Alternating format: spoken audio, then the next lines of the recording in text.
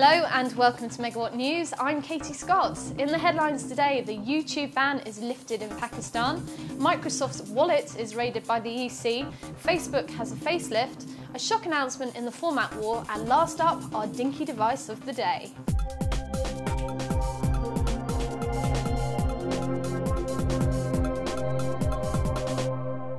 The controversial ban on YouTube has been lifted in Pakistan. The block hit the headlines because attempts by Pakistani ISPs to follow the government's order managed to cause an outage for YouTube users across the globe. Allegedly, Pakistan Telecom hijacked the website's server address, then passed on these details to the country's ISPs, so that anyone in Pakistan attempting to go to YouTube was instead redirected to a different address.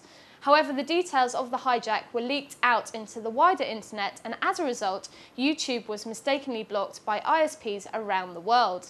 ISPs were immediately bombarded with calls, no more so than in Pakistan, where providers raised their hands into the air and said they couldn't do anything at all. But now the Pakistani government has lifted the national ban, which was prompted after it determined some of the website's content was offensive to Islam.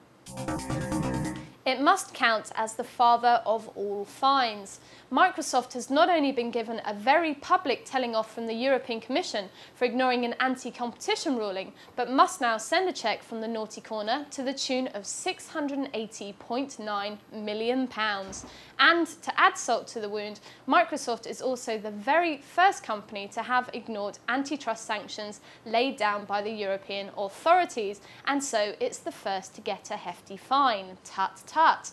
The fine is being doled out after Microsoft has defied measures imposed on it for anti-competitive behaviour in a case way back in 2004.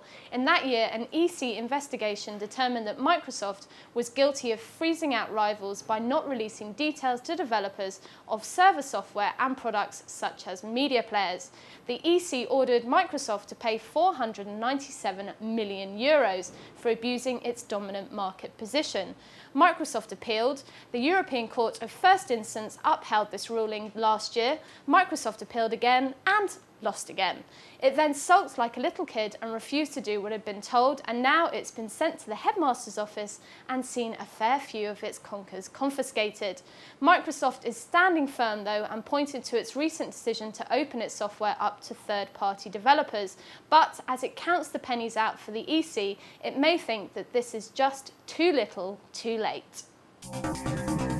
Its visitors may be waning, though only a little, but sure to cause lots more activity on profile pages across the world is Facebook's decision to make some major changes to its layout.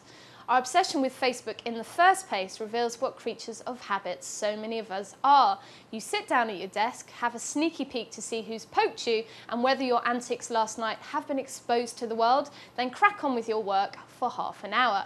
However, does this mean we don't like change, and so fiddling with our Facebook will cause protest groups worldwide? Changes will include a revamp of profile pages, so you won't be able to see a member's entire profile on one screen, but will need to click through to tabs to see different sections. The extra tabs will be customizable and members will be able to create them for their favourite application. Very nice, but how long before we see a group entitled "Leave Our Facebook Alone"? Bets, please. DreamWorks Animation has made the shock announcement it's going to stick with HD DVD, despite a mass exodus by other studios, including its sister studio Paramount, to Blu-ray. In fact, the format's own founder and main backer, Toshiba, has dropped it, but DreamWorks says it's going to stick with it as it's locked into an agreement with, yes, you've guessed it, that very same manufacturer. Good luck to DreamWorks is what we say. But perhaps of more interest was the admission by DreamWorks chief executive Jeff Katzenberg that a considerable amount of money had changed hands in the first place for his studio to shun Blu-ray. He said, "As you know, we've been well compensated for our support. It really is in their court at the moment to declare what the next step will be. We're poised either way to jump into the marketplace when the conditions are right to do so." Last up is the Toshiba-made 815T PB from Japanese phone operator SoftBank. Created to mark the launch of a Japanese TV show, they're real 3G phones with QVGA screens and 3.2 megapixel cameras, but they come complete with a kit to turn them into robo-phones. They don't talk, they don't walk, but hell, they look cool, and I want one. Those were the big stories of the day. Join us again tomorrow for more news and views from the world of gadgets and technology. Thanks for watching.